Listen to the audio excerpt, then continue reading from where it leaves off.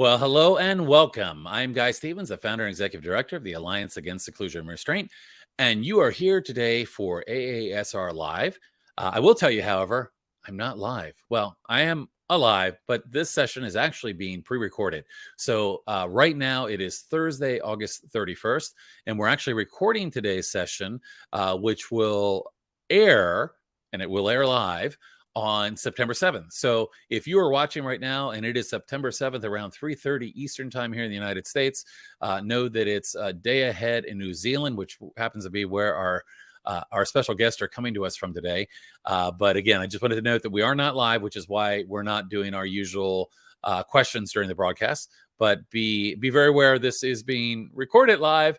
It will be a one-shot recording, and it will be delivered to you live as it's made available.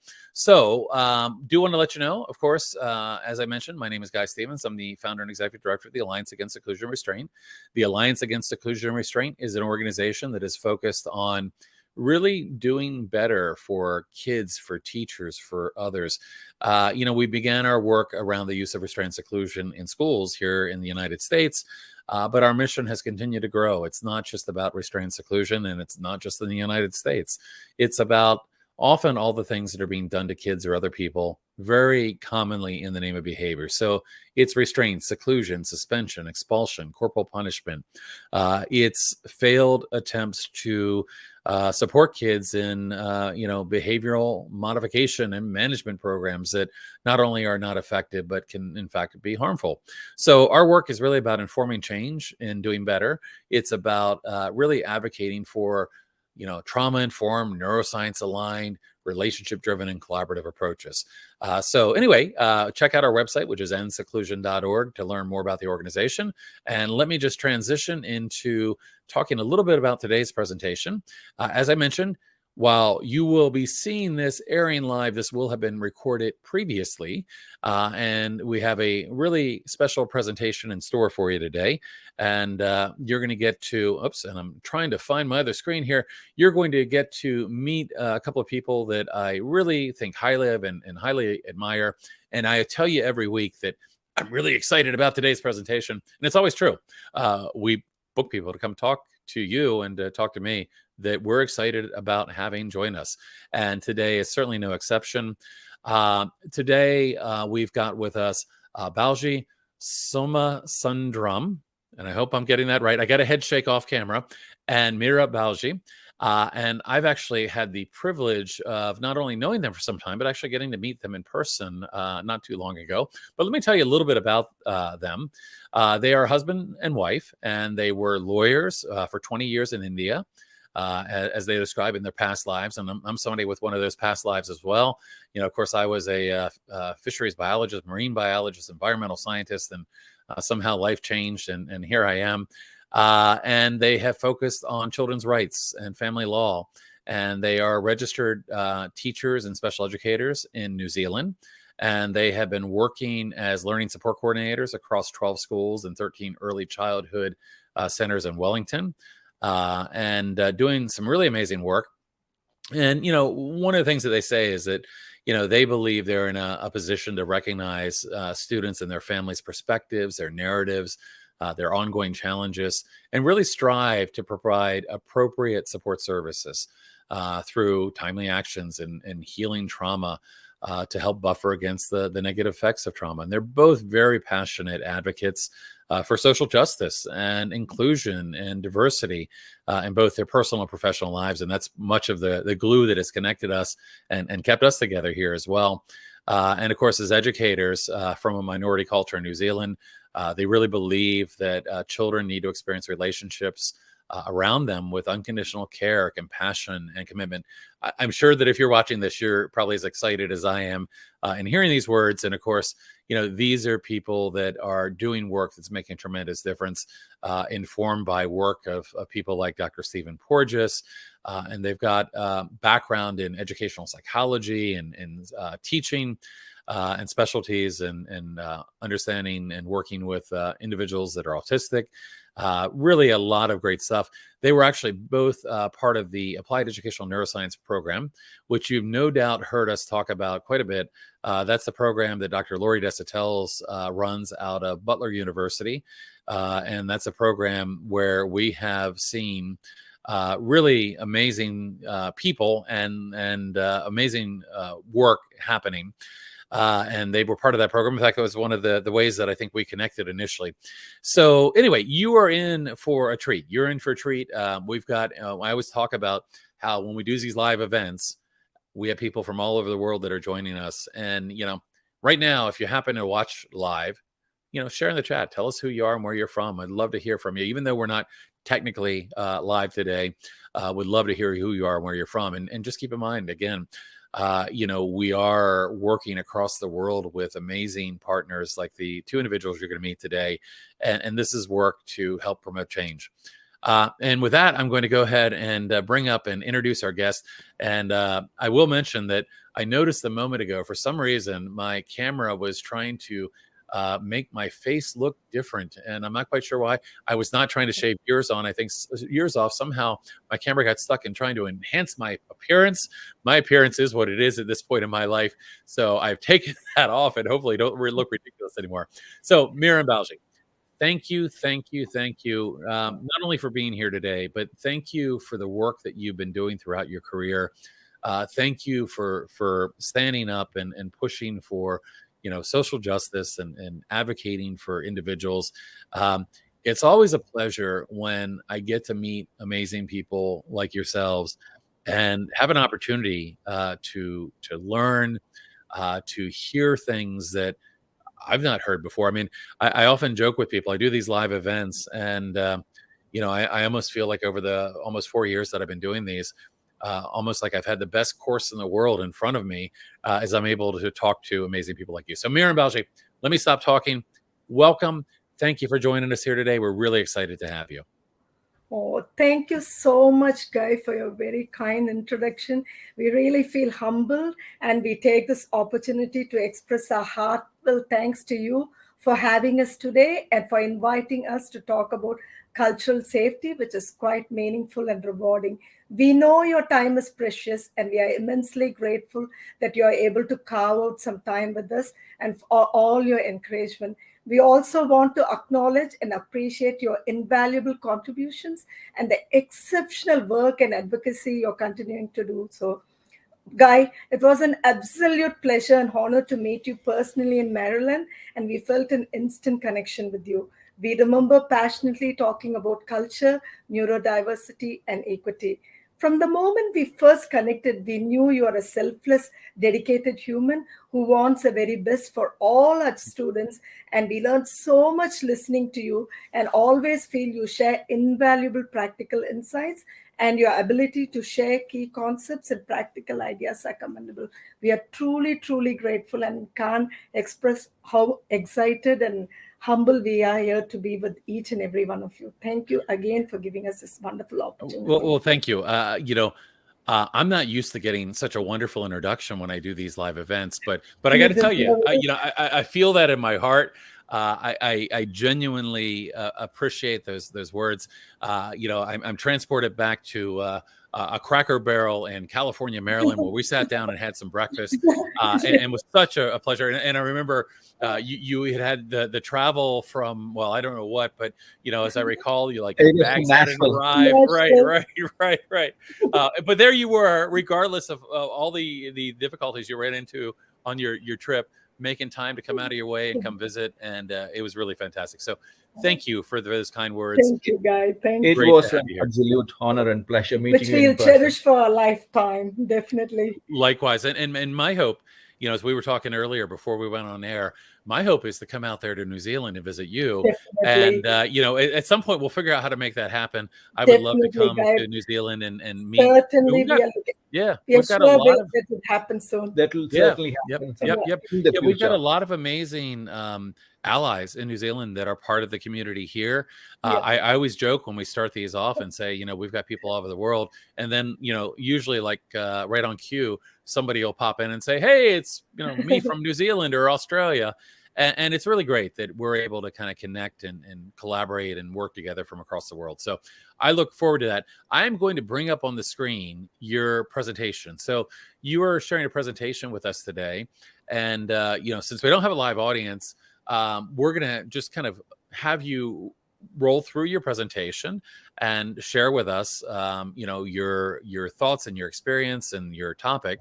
And then, of course, at the end, I will reappear and no doubt probably have some questions or comments of my own, and we'll have a little bit of a conversation, and then we'll wrap things up. So with that, your presentation is now on the screen, and you should be able to control it. So I am going to, because people are here now to hear you talk, I'm going to disappear, and it will just be you. But I will tell you that while I'm disappeared, I will still be here. I will still be listening.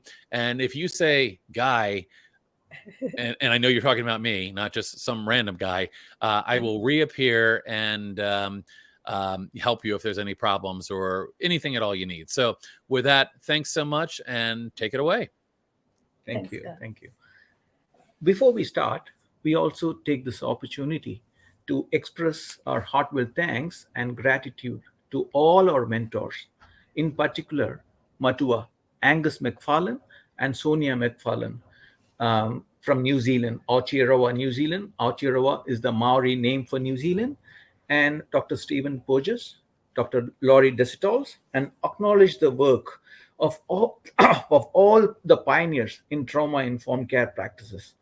We have drawn on the expertise of our families and students, and we want to thank them all and also everyone who is here today. We would like to acknowledge the traditional and ongoing custodians, past, present, and emerging of all our countries. We continue to grow because of the seeds you all had planted. Most importantly, we believe this presentation provides an opportunity for us to come together as a community, share and co-construct knowledge and information. So in this presentation, we would discuss about the importance of, as you see, cultural safety and the related terms such as cultural awareness, cultural sensitivity, cultural humility, and epistemic injustice, and how they can be applied across our educational settings. We explore from our own experiences of how we can promote the mental health of our students through culturally responsive pedagogies, which aligns and incorporates trauma-informed care practices. So, we shall start discussing about the concept of culture. So, the word culture has a variety of meanings covering a very broad territory, very wide, broad territory. Culture is shared understandings, beliefs, values, social behavior, customs, and thoughts within a group of people. Culture, as you can see, is dynamic and mobile and just keeps changing over time for those individuals and also for those groups they belong into. In this period of globalization, cultural practices are continually shifting in order to adapt the new technology and the new situations and the new context as well. Take for instance, the cell phone technology, with the usage being the highest in the Asian and African continents. So the culture of rural communities in those continents has naturally changed to accommodate these new technologies, while usage of postal services to communicate is almost non-existent these days. Cultural practices, they are learned behaviors that we pick up as we grow and choose to either adapt or leave them behind as we grow older. So that's a brief discussion about the concept of culture. Now, narrowing it down. So, school culture. We shall briefly look into the notion of school culture. A simple definition of school culture would be the way we do things around here in our school. So each school has a culture that's definitely their own. So, on a broader note, school culture is a set of values, beliefs, and norms that influence the way the teachers, the students, the parents, and the whole community, and the principals as well think, express, feel, and behave in and out of the school compounds. School culture can be demonstrated through various ways. For example, through symbols, flags, songs, dressing, in particular the uniforms they wear, vision, mission, and their core values, the school's core values as well. So school culture is mostly influenced by the school students social background. And for example, a school in an Islamic neighborhood might need the girls of that school to wear hijabs. Hijabs, they cover their face and the head, to the schools the whole time they are there. A school's culture is important due to its strong impact on students, teachers, and of course the administration and the whole community, and the principals as well. So, having discussed about what a school culture is, what is a great school culture? So several researchers, they have studied the topic of what makes a great school culture. Samuel Carter, who has done some extensive study about school culture, summarizes great school cultures are explicit about what is valued, about what is truly good, and about what they aim for. Through intentional practices and purposeful activities, they help the entire community, not just their children, the entire community, to strive in that direction. So now to the topic of cultural safety. Let's look at the origin where it originated from. The term cultural safety was coined by Maori nurse and scholar Dr. Irihapati Ramsden from Aotearoa, New Zealand. And the notion of cultural safety was developed in response to Maori discontent with medical care in New Zealand, which was right through 1960s, 1970s, and 1980s. So Maori, as we might know, are the indigenous people of Aotearoa, New Zealand. So Dr. Irihapati Ramsden, she worked hard to challenge the view that everyone should be cared for in the same way, regardless of who they are. And eventually, the Nursing Council of New Zealand endorsed cultural safety as a requirement for nursing and midwifery education. We believe the same principles that are applied in the health practices can be applied to educational settings as well. So, what is cultural safety?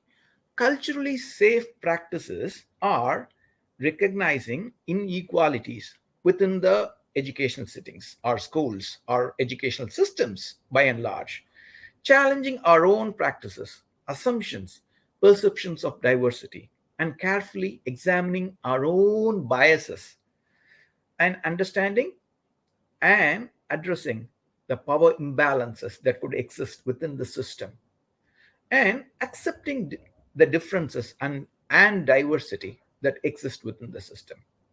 Cultural safety as a concept has been embraced by scholars in New Zealand and across the ditch in Australia and Canada as well, and is in the process of gaining ground in the United States and other countries as well, where it could be useful in informing better pedagogical practices that could then enhance educational outcomes for vulnerable and marginalized students. So, why is cultural safety important in promoting mental health, equity, diversity, and resilient minds in education settings? Culturally safe practices are about social justice, and therefore they are essential to achieve equity, improve educational outcomes, and for creating safe places that allow healing to happen. Within an education setting, this becomes all the more important, particularly for those already living on the margins of society influenced by dominant groups. In the absence of culturally safe practices, ethnocentrism may prevail, which may restrict the schools from engaging appropriately with our children and families. Therefore, cultural safety challenges us as educators to work collaboratively with our students and families from diverse cultures by using a student centered approach, sharing respect, knowledge, experience, and empathy in relationships. While trauma is an experience that can impact all people globally, Indigenous people experience trauma in distinct ways that are linked to their experience of colonization, racism, discrimination, negative stereotyping, poverty, and ill health. One of the criticisms of the current trauma approaches is the limitation in regard to Western definitions of trauma. For example, DSM 5, which is the Diagnostic and Statistical Manual, defines trauma as an exposure to actual or threatened death or serious injury or sexual violence. Indigenous researchers on trauma note that the definition only emphasizes individual and actual events for diagnostic purposes, and therefore it fails to account for long term, chronic, and complex individual and collective trauma. The researchers add that they do not allow for experiences of historical trauma due to assimilative colonial practices which have occurred for indigenous populations worldwide. Therefore, to be truly culturally safe, a cultural shift is advocated for educators to identify culturally safe trauma informed care practices to protect and embrace the holistic well being of Indigenous students who have suffered both personal, collective, and intergenerational trauma, which stems from their Indigenous experiences of trauma. This can lead to collective and transformative change in their mental and overall holistic well being. Unpacking culturally safe practices. We shall now start discussing about some culturally safe practices in schools. Providing culturally safe care is not a checklist approach and it does not have an endpoint. Becoming a culturally safe practitioner is an ongoing journey, developing as one engages in deeper level of self-awareness and critical reflection of their own beliefs and values. It is also in recognizing and accepting the historical treatment of indigenous people and the influence that this continues to have on the present day. So we believe overcoming our implicit bias is the first step. Implicit bias operates at the subconscious level, which is outside of our conscious level, and this has a direct influence on most human behavior. The nature of implicit bias is that we don't even know that we have it, and they are triggered through rapid and automatic mental associations which we make between people, ideas, and objects in attitudes and stereotypes we hold about those people, ideas, and objects. Therefore, implicit bias is a concept that we as educators need to be aware of in our attempt to be culturally safe in our practices. Implicit biases can both be a preference or an aversion towards certain people or certain groups of people. They are unconsciously acquired by a person's exposure to explicit and implicit cultural messages via stereotype expressed and passed on either by family members, media, and other sources of knowledge and information. For example, studies have shown that teachers show implicit bias against their students of color, expecting them to misbehave more than the white students and therefore enacting harsher punishments if they are caught. Along with students of color, students of disabilities were also disproportionately disciplined. Example, as we can see, suspensions and expulsions and corporal punishments. So we really need to challenge ourselves, and it is important to examine our own biases and recognize how it impacts the education systems we serve. We might have implicit biases because of ethnicity, age, gender, appearance, sexual orientation, disability, socioeconomic status, religious beliefs, and for so many other reasons. Becoming conscious of these attitudes and biases is the first and foremost step towards change. Our first step is to accept that we could possibly have some unconscious bias by acknowledging those feelings and move past them, as no one is going to criticize us if we start this journey. On the contrary, there will be a lot of people who will encourage and support us in this amazing journey, which can be really an uplifting experience. For instance, when I was young, I had an unconscious bias against Europeans, that they were dominant, because I was raised in a family of freedom fighters in India who opposed colonization. I had my entire schooling in a European convent, where I always felt that I did not fit with them, as I felt inferior to them, which affected the way I interacted with them.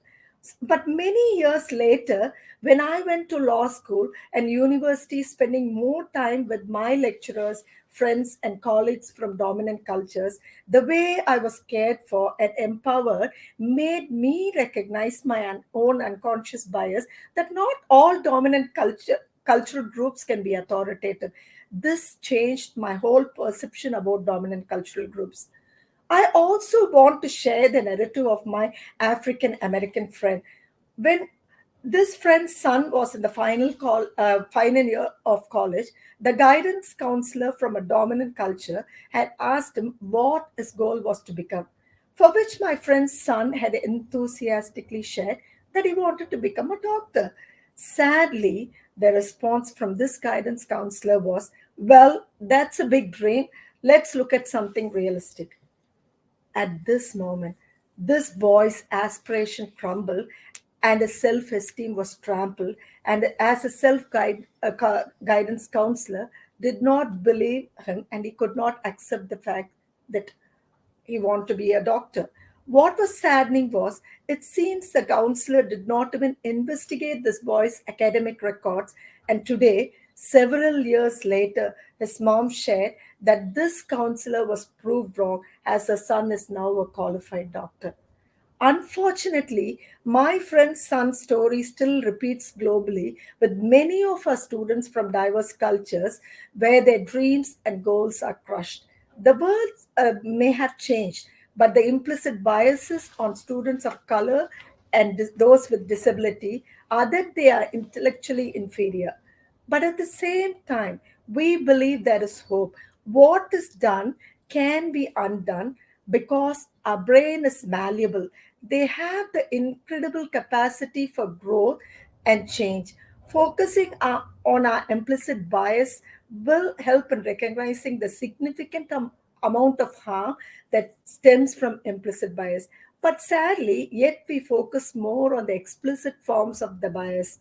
Sarah Fierman, who have done extensive research on this concept, points out that educators need to name implicit or unconscious bias rather than denying its existence, before identifying ways to address it and to hold ourselves accountable. We need a prevention approach, and being aware of our own implicit biases can give that. The next process or practice would be moving beyond the position of cultural neutrality. Educators frequently use their own cultural values and points of views to relate and engage with others. Many educators report that they do not discriminate against people and treat all people the same, regardless of ethnicity or race. However, this color blindness approach may seem to reject racism. It allows the dominant culture to ignore racism and discrimination. The position of cultural neutrality, while perpetuating impartiality, actively supports the status quo.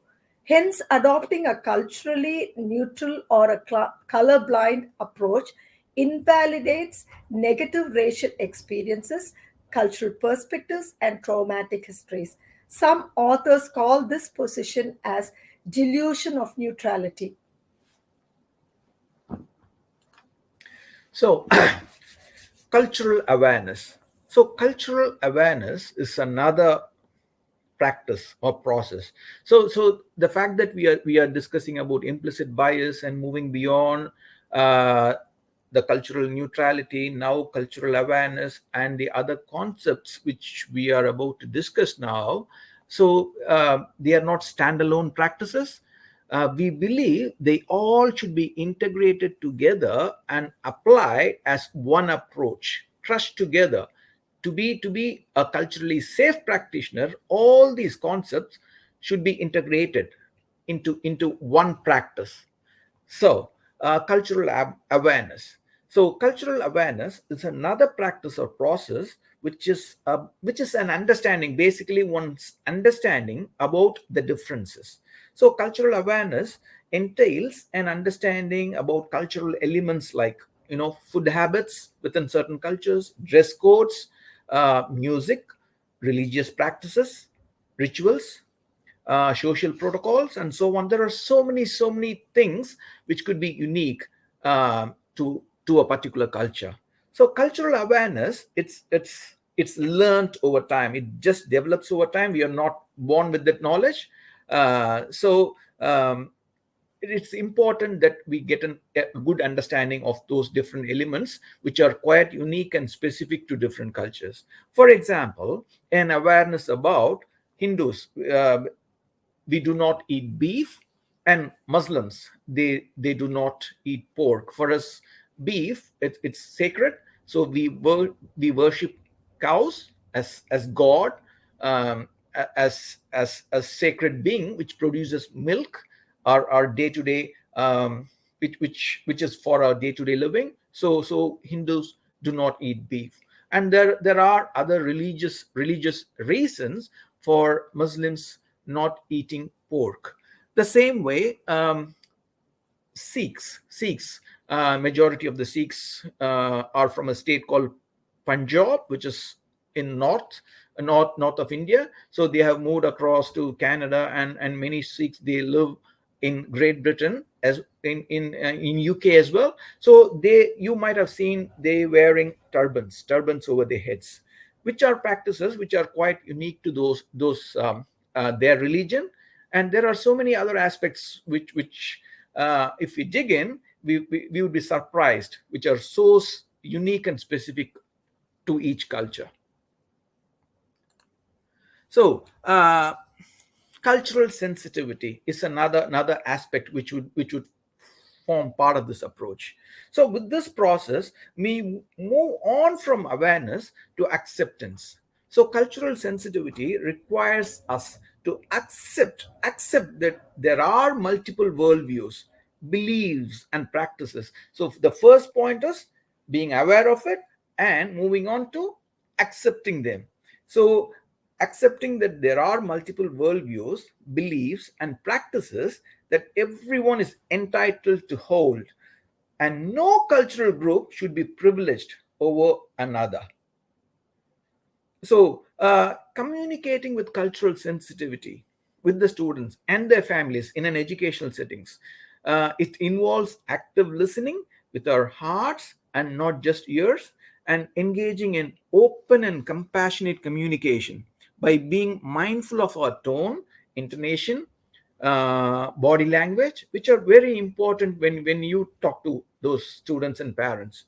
I will share an example recently about cultural awareness and cultural sensitivity. So the other day I was in a classroom. So that day it happened to be it was Moharram, also known as Moharram ul Haram. It marks the beginning of the Islamic year. So the classroom teacher, she knew that it was Muharram, and she went and wished an Islamic parent for Muharram who came in to drop her child. So, as you might know, with Muslims, there are Sunni Muslims and Shia Muslims. So while for Sunni Muslims, this is a day of celebrations, for Shia Muslims, this is a day of mourning, as they mourn the death of a grandson of a Islamic prophet. So though the teacher, she did some research and with good intentions, she had wished the mother, I noticed the mother's face, it changed slightly, and she was, I thought she felt a bit sad when the teacher had wished her. So later when the mom was about to leave, I just approached her and had introduced myself, because I was there in the classroom, but I haven't seen that mother before. So I just introduced myself and had a little chat with the mother, and it just went on. And I came to know that she was a Shia Muslim, and she felt a bit sad about the teacher wishing her. I explained to the mother about the teacher's good intention, and also later to the teacher about the significance of Muharram to Shia Muslims. So for culturally safe practices, a little research and some background knowledge about the child and the family would have made a huge difference on the day. Yeah, and I think it's crucial, like even being mindful of the eye contact thing too. I just wanted to add, because certain cultures feel it's rude if you deeply look into their eyes. And coming back to the scenario which you mentioned, I feel the teacher's real good intention was sadly not recognized because of the lack of doing a little bit more of research on cultural. She was good at heart. Yeah, good at She heart. meant to wish, Yeah, genuinely, honestly. and we know that they had the best interest, but unfortunately, this scenario, it was Yeah, mistaken. Yeah. So cultural sensitivity, and moving on to from cultural sensitivity to cultural humility. Holding cultural humility is another process and is defined as taking an interpersonal stance, that is, other oriented rather than self focused. So, this is characterized by respect and lack of superiority towards one's own cultural background and experience. So someone might be part of the mainstream culture or the dominant culture in the classroom, rather than thinking that you know everything, or we know rather everything. Being humble and showing that humility is part of this approach. So cultural humility entails having a respectful and inquisitive approach, whereby educators, they seek knowledge from their students and their parents and their families regarding their cultural and structural influences, rather than assuming or thinking that they are the experts, or assuming expertise about a culture outside of their own. Operating with an assumption about other cultures, as Meera was saying earlier, could lead to holding unconscious bias towards certain groups. For example, there are some existing discourses about migrants and refugees, the majority of them who moved from war-torn Middle Eastern countries, and a majority of them who are Muslims. There are some discourses around um, the people who are seeking refugee status. So obtaining cultural humility is not a goal. It's an active process, an ongoing way of being in the world and being in relationship with others, and also being with the self. I just wanted to add on to the cultural humility here. That was, I'm remembered about the Maori worldview concepts of ACO, which means the teachers being the learner, and you teach and learn, and seeing your child and the family as an expert. So you learn from them about their lived experiences and their culture, and that way that reciprocity is shown. So that way in certain context, you are a learner. In other contexts, you are the teacher. You share your knowledge. That's you shift Kotahi Tanga. positions. Yeah, that's So that united approach. So I just wanted to share that we embrace that concept throughout our practice all the time. And we learn from each other. In as much we share our knowledge, we also seek that knowledge, actively seeking that knowledge from others. also addresses the power imbalances, because we show that we are all equal and we see our children as a whole holistic individual, and we don't see them and treat them as someone who's below. Yeah. So we used to treat them with equity as a separate, unique individual. That sits so well within Yeah. this cultural humility Yeah. aspect, Yeah.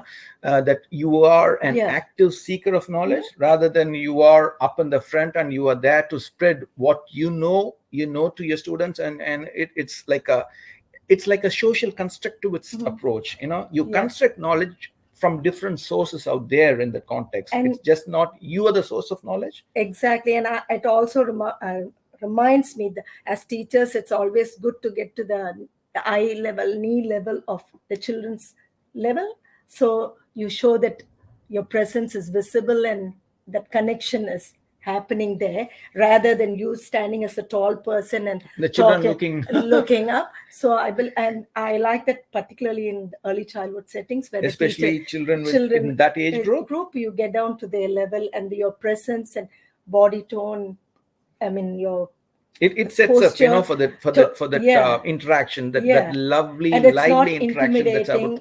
about to happen. Yeah. Thank you. Yeah. So this discussion nicely flows into our next concept, which is called epistemic injustice.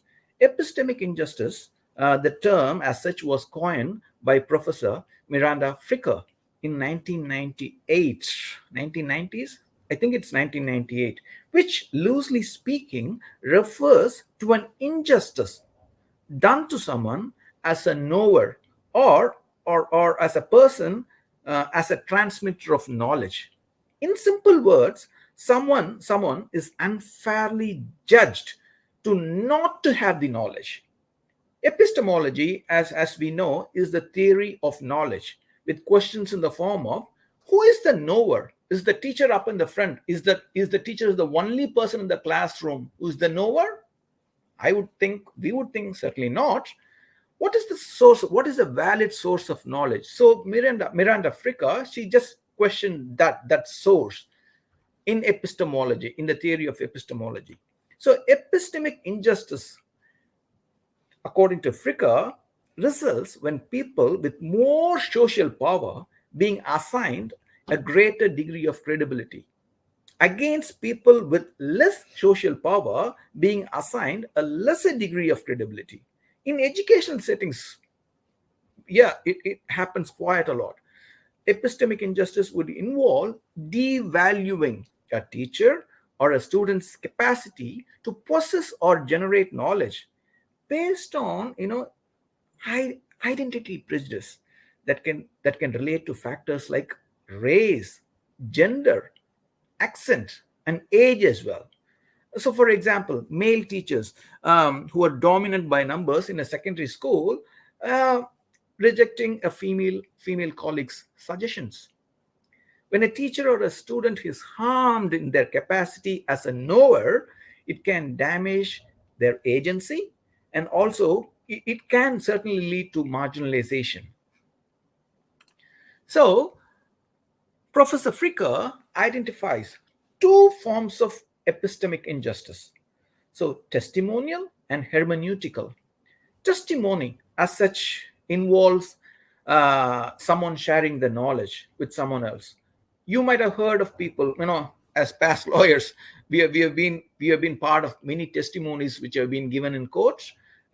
You might have heard people giving their testimony in the witness box, standing in the witness box and sharing as to what had happened for which they were part of, or something that they have heard. So that's a testimony, a statement rather. So you might have heard people giving their testimony. A student, a teacher, or a teacher aide, or a parent suffers from testimonial injustice when their testimony, their sharing of knowledge, is judged to be not credible or less credible. Not only children's testimonies in those instances, but also their interpretative frameworks, their thinking processes are at risk of rejection by adults. You are just cutting them off. You are suppressing their voice. I just wanted to add to this when you said about teacher aides and teachers. I mean, parents sharing with in a group. I once remember one of the support teacher aides saying, "I'm only a teacher aide." So that shows how she felt her voice was not heard. So we had to say that the power struggle, that we could power say, imbalance that listen you to can the see that's prevailing in that system. So she felt that her voice is not equal or valid as the hierarchy of the group is. So many of us feel that we are only this, we are only parent, we are only teacher aide. So we are made to, The system makes us feel that way. Yeah. It's not that, it's something they are born with. Yeah. This is the interactions, the way they are being treated makes them feel that way. Yeah. That's from my experience. Yeah. And I think that's so we as educators have real accountability and responsibility to make that real shift, to make them feel that they have the voice equally. They have the knowledge. And see them as expertise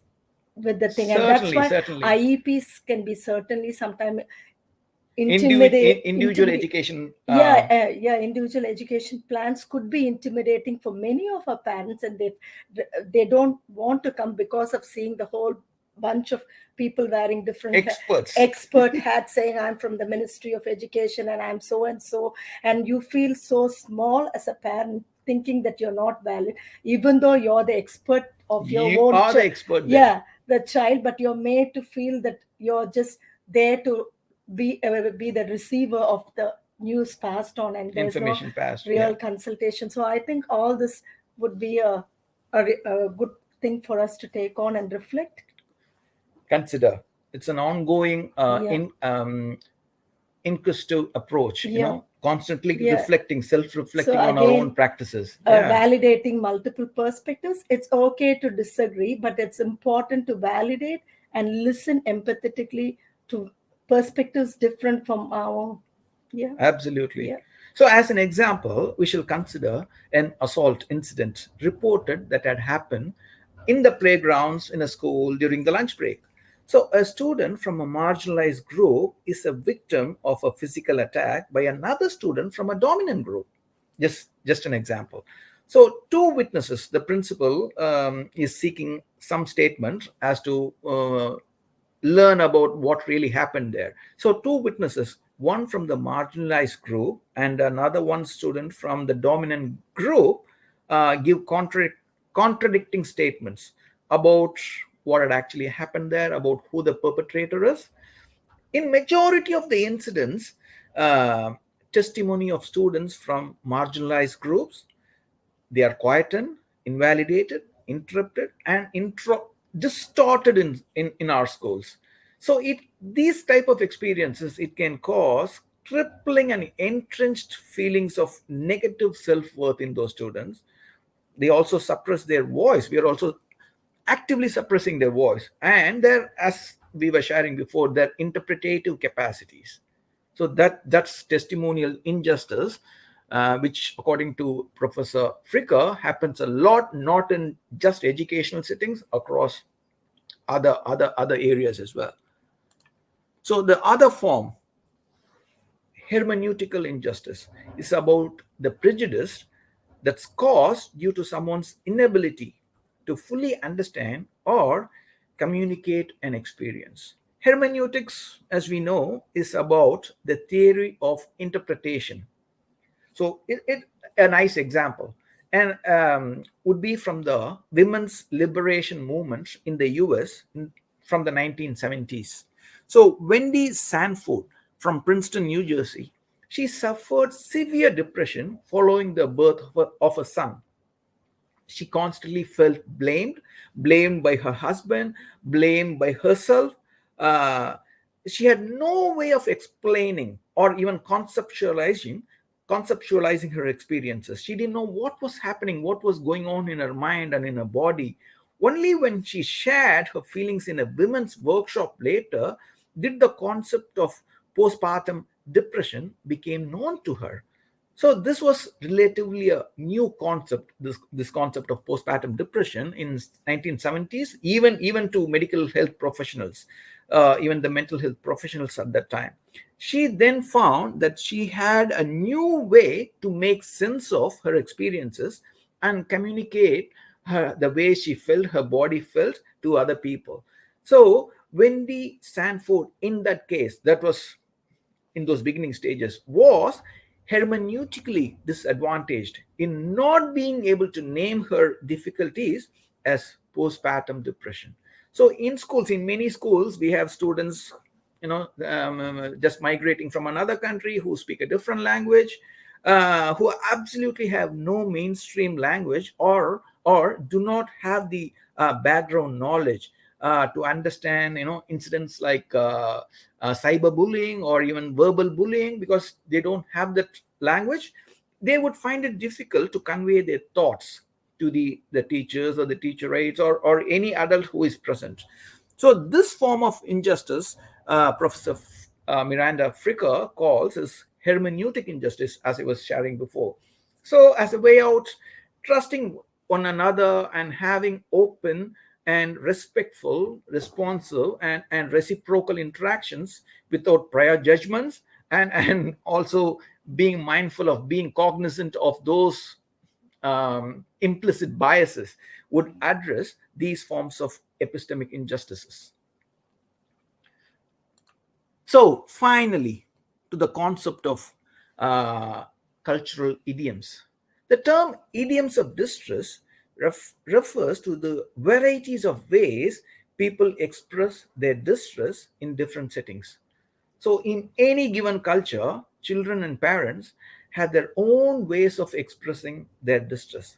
Such idioms can be misunderstood when they are interpreted literally. Transcultural psychiatrists, they suggest educators need to attend to both denotative and connotative meanings of language, the styles of emotion expression, and linguistic idioms. Denotation is when they mean what they say, literally, the word, what it means. Connotation is created when they mean something else. There is something hidden there. So children may use, as children always, they just copy, model as to what they hear from their adults, parents. So they may use their own cultural idioms, learn from their adults at home, to express their distress. So some example, it is really important that teachers gain some understanding at least about these cultural idioms. Some examples of cultural idioms include, in New Zealand, we have a large number of students from Syria and Afghanistan and Iran, given refugee status in the last few years, who might say the following. A student with some suicidal thoughts would say, Itmana namma fik, which means literally, I wish to sleep and not wake up. That's the exact meaning of it. But it's important to understand the mental state of these students, which could be suicidal. And as literally this idiom would mean that they are very tired and would like to sleep. So another one, Kamatni Kalbi, which literally means, in the literal sense, my heart is squeezing. However, it conveys a state of worry. If the literal meaning is taken, this could be mistaken for a heart attack. Haiti, students from Haiti, Creole is their language, who could say Tet Party for forgetfulness. The literal meaning of Tet Party is my head has left, but they just use that for just conveying, oh, I just forgot. So those cultural idioms, even in our language, we speak a language called Tamil. Ayo talaye, sorry for using Tamil here, talaye vedikra pori iruke, which means my head is about to explode, which literally means I'm in a kind of a tight moment, a distress at this point, overwhelmed. So it is really important to gain some understanding of this intended meanings of the idioms of distress for culturally safe practices. For example, to get a better understanding of idioms of distress, one of the teachers, we work across as special education advisors, we work across with schools in Singapore, India, Malaysia, and United Arab Emirates. So one of the teachers in a school in Singapore, she uses a Google Translator because she has got many children in a classroom from different cultures. She uses a Google Translator and has discussions. If she notices something different, she just has that open communication and honest communication with the families to ensure that the children are safe and well. So now finally, we would like to share how we implemented culturally safe and trauma-informed care practices in Aotearoa, New Zealand by using both the neuroscience lens and the indigenous perspectives. So we have made a... So Treaty of Waitangi is the founding document of Aotearoa New Zealand based on, it was signed between the Crown and the Maori chiefs back in 1840. So that was the base, that was the founding document, and it has three principles: partnership, protection, and participation. And we have shown in this PowerPoint like how the tenets of neuroscience and Treaty of Principles align and how we implemented culturally safe practices. So firstly, we took into account the historical and indigenous bicultural context of Aotearoa, New Zealand. Then we incorporated the principles of Treaty of Waitangi, which is a founding document of New Zealand, by valuing indigenous Maori worldviews of trauma, mental health, well-being, and healing practices. Most importantly, we considered our own beliefs, history, and life experiences that can impact our learners. We constantly strive and build genuine and respectful partnerships and connections and commitments with our Maori students and their whānau families, Hapu and Iwi tribe by protecting Kaupapa Maori protocols, which is tikanga, for example, kapahaka and poi, which is a traditional Maori performing art forms of dance and chanting. And we used whakapapa, genealogy, raranga, that refers to weaving using harakeke, which is a flax plant that is at the heart of Maori weaving, which also symbolizes family and stresses the importance of the plant in Maori life. We are using Maori terms here. So whānau is for families. Whakapapa, which is so significant within Maori culture, stands for the genealogy. Raranga, which means weaving, which is a very significant cultural art for Maori. They use harakeke, which is a plant, and it is a sacred plant. Even before cutting the plant, they have to say a karakia, a prayer, before they cut the plant and use it for weaving. And kapahaka is a traditional cultural art in Maori culture. So thank you for explaining that. We embrace the Maori worldview concept of ako, which we discussed earlier, which refers to the traditional Maori reciprocal relationship where the educator is also learning from the student, meaning both teaching and learning. And we valued Kanohi Kirtia, which refers to seen face, which stresses the importance of educators having face-to-face interactions with their families and their children.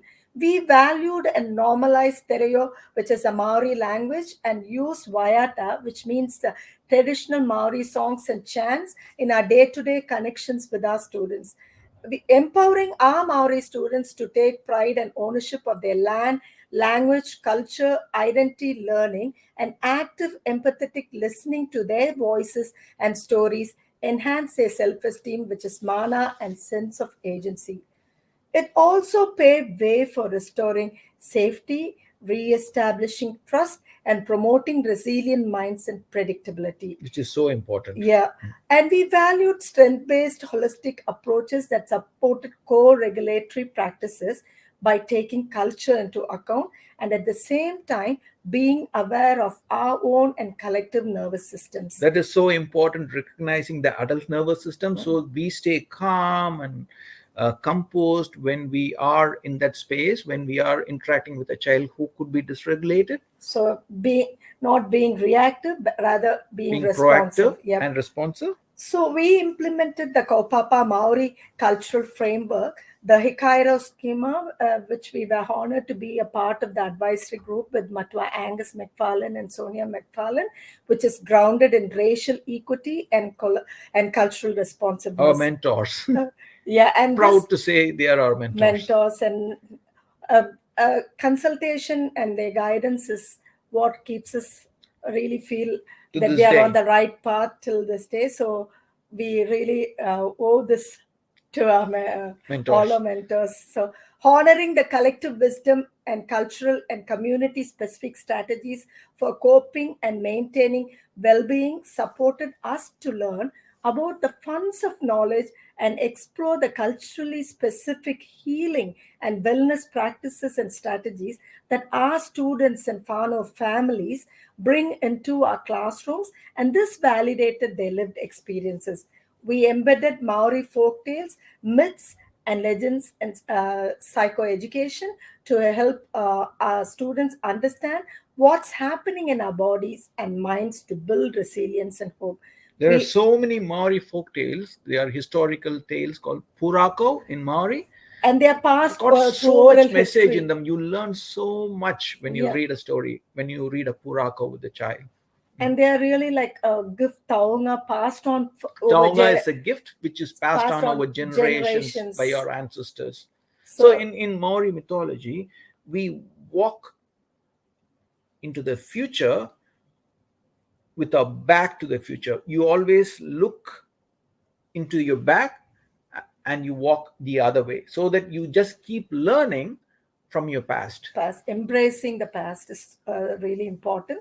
So we ran informal workshops for our families, Fano, by embedding a cultural lens, at the same time applying educational neuroscience, AEN, to help understand the importance of regulating adult nervous system before striving to support our children. So enabling and empowering our Fano to understand why certain things are happening and how we can overcome that.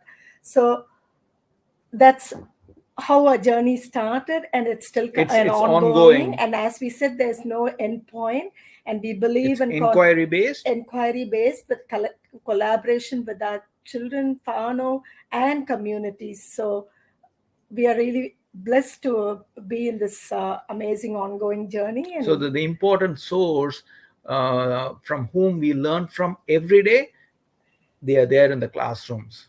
They are our children. Tamariki, as we call them in Maori, and Mokopuna. So they are the one significant source of what we just keep learning every day. And I also want to acknowledge Dr. Yuri Bronfman-Benner's thing. Every child needs a special person, and likewise, all human beings needs that social connection, and that's so really important for all our holistic well-being, and because we are wired for social connections. Absolutely. So, concluding thoughts. So, over the years of our experiences as lawyers, special advisors to many schools in India, Singapore, Malaysia, and United Arab Emirates, and special educators in autism, and aspiring educational psychologists and learning support coordinators, which is our work today, we are constantly reminded that the deepest and most consistent pain for our students comes from the lack of felt safety, belonging, and disconnection. So, moving beyond awareness of unconscious bias and implicit associations to long-term bias reversal and inclusive behaviors requires changing in organizational practices. It may start from us, but the change should happen as a whole. So, organizational behaviors, practices, plus practical interventions to address personal biases and embrace proactive approaches to working with people who are different from the majority group. Through this presentation, we hope educators could develop a set of culturally safe practices, examine previously held knowledge, beliefs, attitudes, and understandings, and develop readily transferable skills for practice in any setting. We would like to finish with a quote from Dr. Atul Gawande, an American researcher, surgeon, and presently the Assistant Administrator of the United States Agency for International Development for Global Health. Better is possible. It does not take genius. It takes diligence. It takes moral clarity. It takes ingenuity. And above all, it takes a willingness to try. Thank you and Ngamahi. Let the uniqueness of the child guide us in our Mahi, and we believe Mahi's work, and we believe change begins with us, and we need to be the change agents, the change we wanted to see.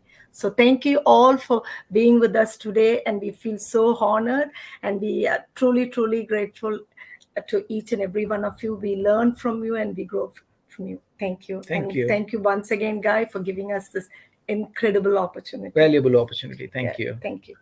Absolutely, and thank you. So I've magically appeared here, and I'm gonna make your screen go away. But before I do, I loved where you close this, and there's something that you've probably heard me say a lot, and certainly I'm not the only one to say this, but one of our strong values here is about when we know better, we do better, and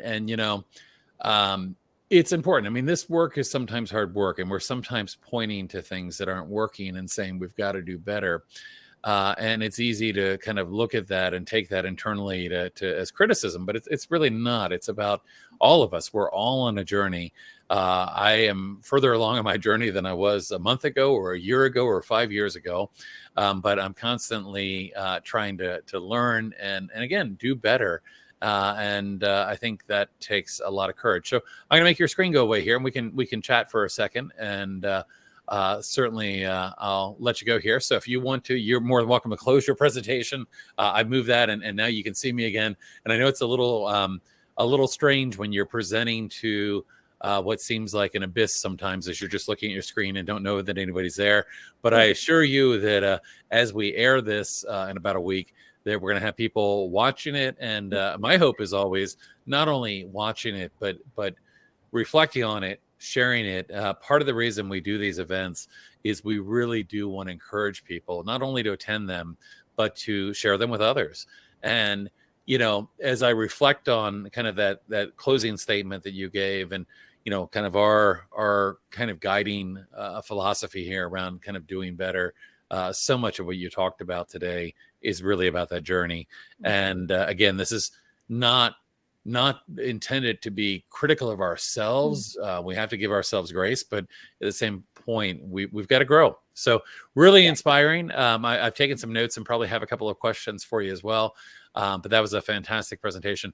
And by the way, I have to say that I actually really like the way you two present together, because you have a really great dynamic and energy, and that's a true testament, because my wife and I, we might not present so well, but the two of you are amazing together, and you can definitely feel that.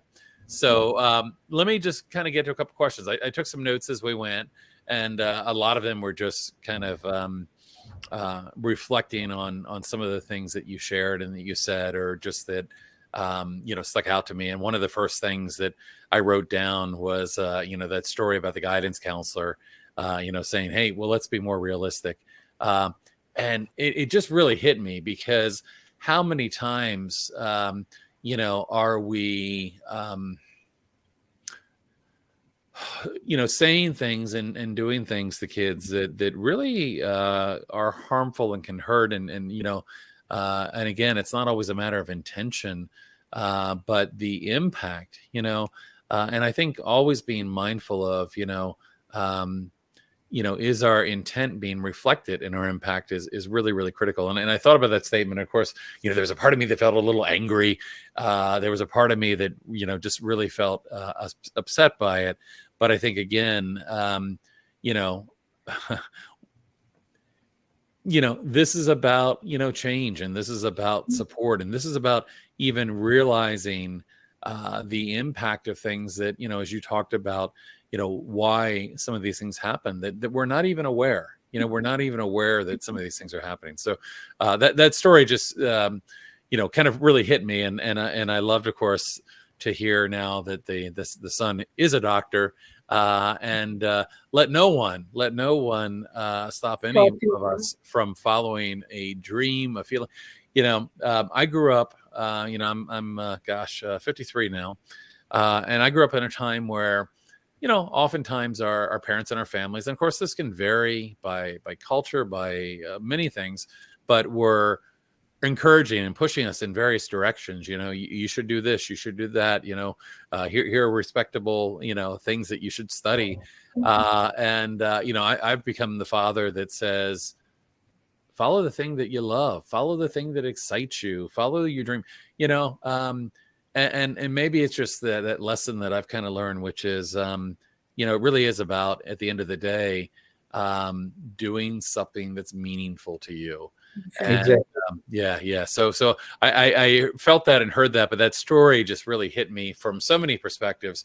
A little bit of frustration and whatnot in here, but then that hope of the son's now a doctor. Thinking about those words, so I'm just recalling a proverb. It's called Tirukkural in our language, Tamil, which goes this way: Tiyinal sutta pun ullarum arade navinal sutta vadu, which means a scar or any injury, even from a fire burn, would just go away in years. But arade navinal sutta vadu, but a scar you make or you just inflict on other person through your tongue will never go away. It just stays with them forever.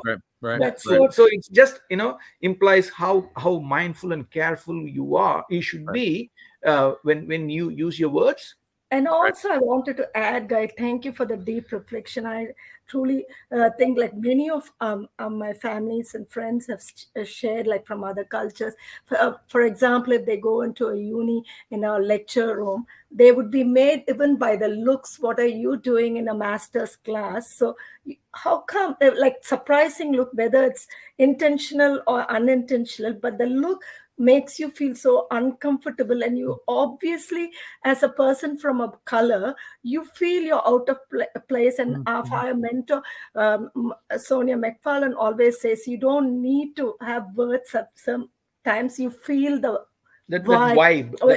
As a person, you feel that you don't belong there. The sense of belonging is lacking. So you can obviously feel, and likewise our children would feel from our teachers' tone, body language. They don't need to even use the look they give at you. From a student who's different, they can make you feel low. Yeah. Well, and I think anytime that anyone says something about something that we're already mindful of or already feel or already have been harmed by, the impact is so great. If you have a feeling going into something that you have doubts or you feel like you don't belong, to have that, affirmed in some way by someone. I mean, it's hard to imagine much more painful than that. And, Balaji, I love the saying that you shared. Of course, I will not try to say that back, and because I don't think I would be able to get all the pronunciation right there. But perhaps at some point you can send it to me in print. I'd love to see that. I love that. But absolutely. I mean, these things that we've experienced and lived through. The other thing that you were saying here, something just kind of lit off with me, because one of the things that you're doing is you're taking this neuroscience piece and you're taking it in with this. And I was thinking, Meera, you were talking about like the things we say and the impact, and then I was thinking about let's go a step further than that.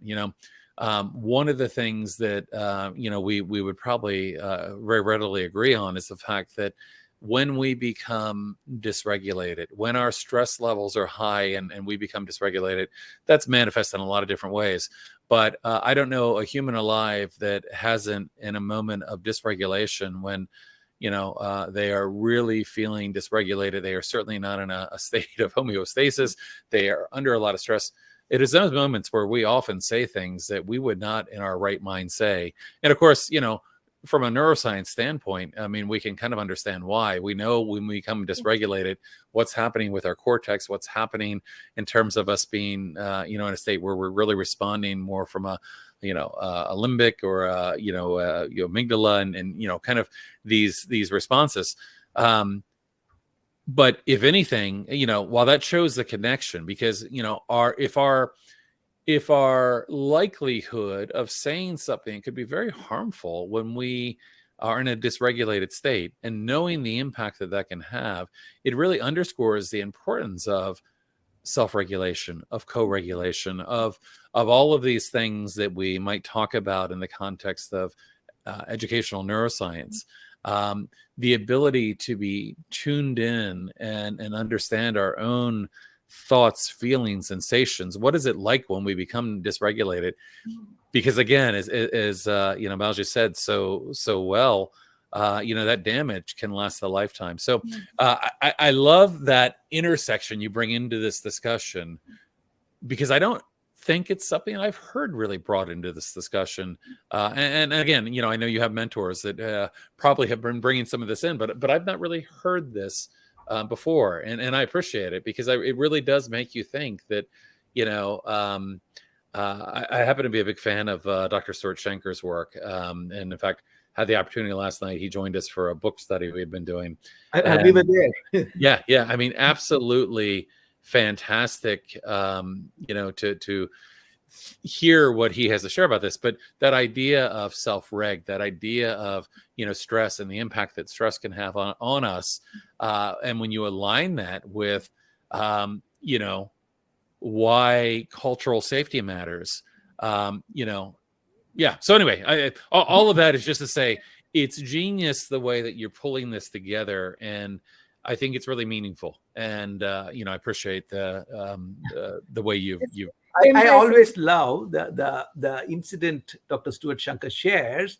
When he and his dog, they almost got drowned, and they barely made it to the shore. And Dr. Shankar's son, who saw this, came running towards them, and Dr. Shankar was relieved. He noticed, and he's just coming to save us, rescue us, and he ran straight to the dog. And he just ignored Dr. Shankar. He used to funnily share this incident, in all his webinars and presentations, and he used to have such a big laugh. Yeah. No. He's absolutely got amazing stories, but I think again, our state of dysregulation and our ability to understand the importance of stress and how it impacts us, and the importance of regulation, because it all relates. This all relates. The anger and the hate that you sometimes hear, again, it's this deep state of dysregulation, and sometimes comes from places that even the people that seem very aggressive about these things are really in a place of fear and dysregulation. And I think back to Stephen Porges and think about the thing he often says is, if you want to make the world a better place, you start by making everybody feel safer, right? Yeah, and that's really key, I think, too, when we're talking about cultural safety, when we're talking about inclusion, when we're talking about because when people perceive threats, even when they're not, my grandfather used to say that perception is 9/10 of reality.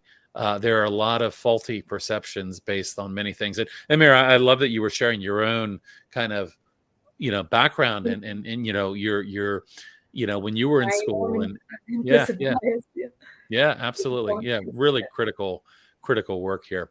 And you touched on some things that I think are topics here a lot. And again, expectations. It's not just a matter of race and religion and many differences, but of course, we work commonly in kind of neurodiversity, individuals that are neurodivergent and, being wired differently, thinking differently, even when you were talking about like cultural differences, like eye contact, well, from a neurodivergent perspective, like eye contact may be physically painful. Yes. You know, and the way that you shared that, and what I heard and what I gathered from a lot of what you were saying was, you know, it really is about taking the time to know better. You mentioned kind of like it's okay to disagree, but we should validate others. And this has been a fantastic presentation. And what I love, again, that the two of you together just really created a great dynamic with this. Thank you, Guy. So let me ask you just a question. So someone joining us to watch this, and they're going to be watching on another day, but somebody watching this live right now or watching this later back on YouTube that says like, yeah, you know, this all resonates with me. I want to do better. Where do I start?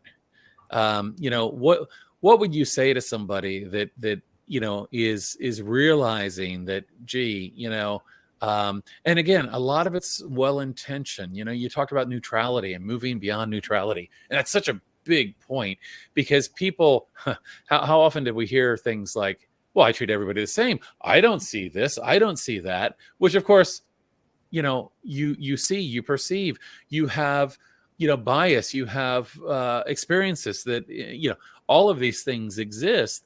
You know, we certainly, when, you know, there was a lot of, I think, positive efforts around pointing out some of these issues. I mean, the Black Lives Matter work that was being done, and people saying, well, all lives matter. Well, you know, this idea again that, you know, and there was always that analogy that I thought was really good. And it was kind of like, well, of course, yeah, all lives matter. But, you know, it was a house on fire kind of analogy that, you know, a fire truck doesn't come spray down every house on the block.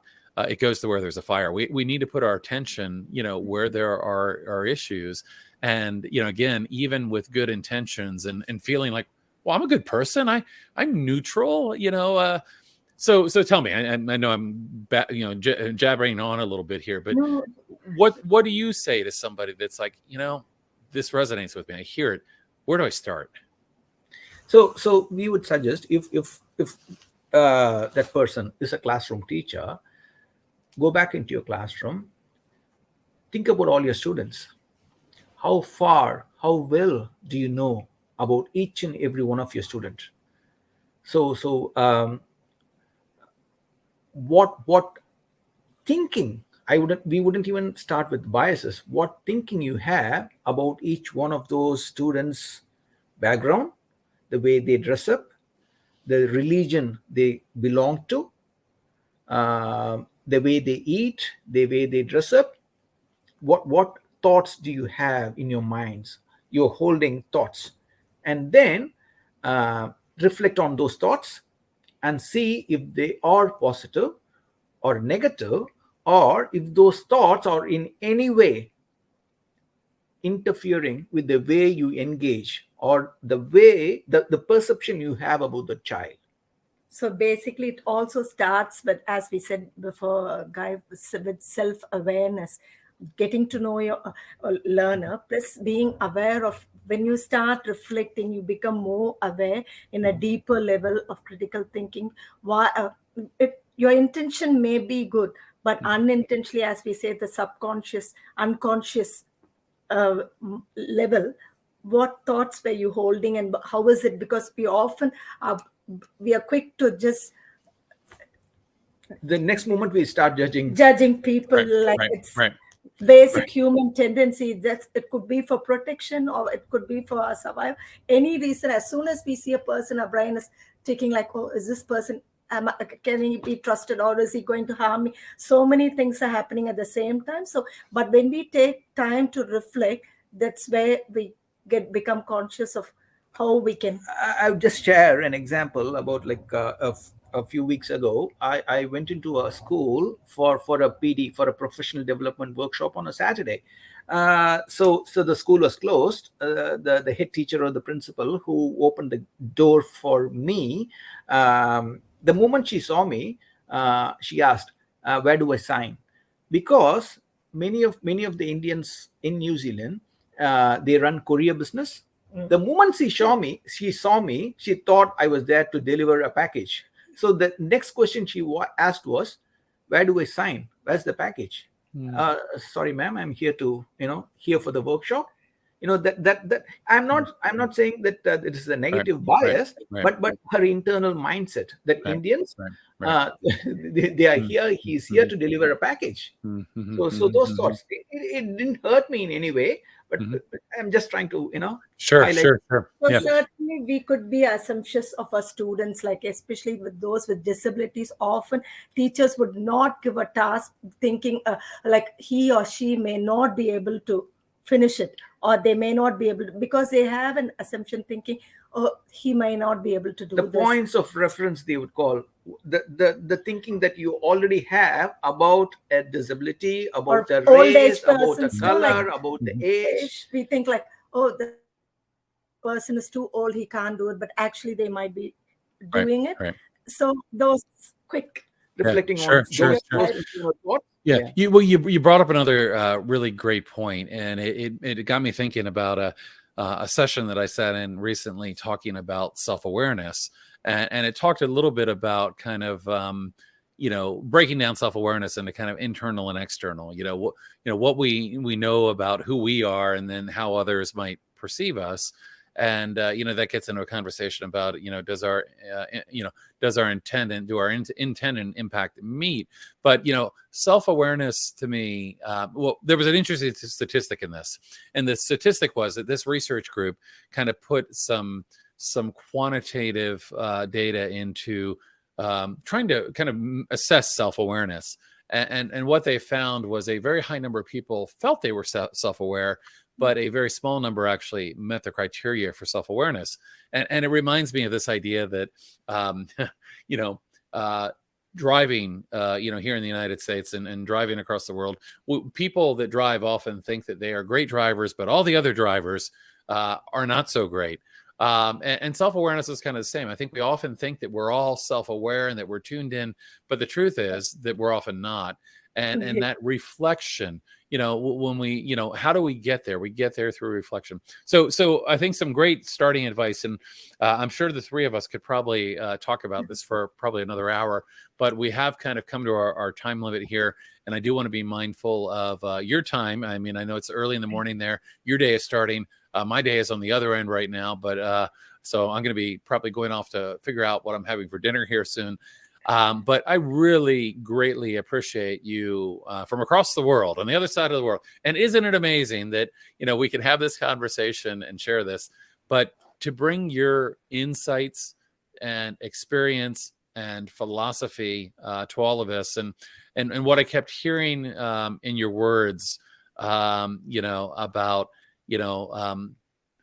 really respecting, following the lead of children, and learning, and knowing who they are. I think it's so meaningful for the work that we do here. And I think the work that is needed to make the world a better place, frankly.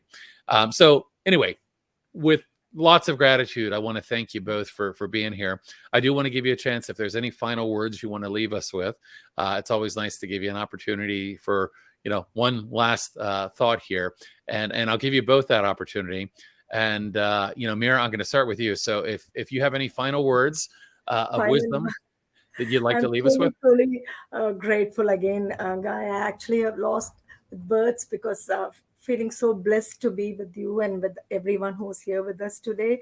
And thank you all for all the amazing work you do collectively and individually. And so grateful. And once again, I want to reiterate, it's all about felt safety, connection, and belonging. So let's make our kids feel belong and safe. And that's all I wanted to say. So That's fantastic. thank you. Thank you so much. And Balaji, any final words that you have? So when I mean, I wouldn't take long. So when we are just talking about that self-awareness, I would suggest a book from the 1970s by the great British philosopher Jacob Bronsky. The book is called The Ascent of Man. So where he talks about people having a public life and a private life. So the awareness, what are the things that we might do in public when we put on the public face, and what are the things that we might do differently when we have that private face. So I would suggest for people to have a even have a read the summary of the book. It's a great point for that concept of self-awareness we were just discussing about. That's fantastic. That's great. Well, thank you both again. We're going to say goodbye to our audience that's watching live, even though they're not watching right now live. And I'm going to ask you guys to stick around. I'm going to hit the button to stop us here in a second. But I just want to say thank you to everybody that took the time out of their day today to join us and watch this event. And of course, I meant to ask you, and probably meant to share this as well, but is there any place that people can go if they want to connect with you or learn more about your work? How might people be able to connect with you? We can give our email and contact address and anything they need from us. More than happy to collaborate and share, Guy. Okay, sounds great. And I'm going to actually take a look here and see. Well, I'll tell you what, I can share that with folks if you're interested in connecting. I don't have it here at my fingertips right now, but we'll certainly share your information if folks are interested in connecting. Or sometimes people ask for if you'd be willing to share the slides. So I'll reach out to you. We'll Okay, share great. the slides and any other resources from there. Excellent. Well, we're going to say goodbye to the people that are watching, and you guys can hold on here for a second. So thanks again for joining us, and we will see you again next time.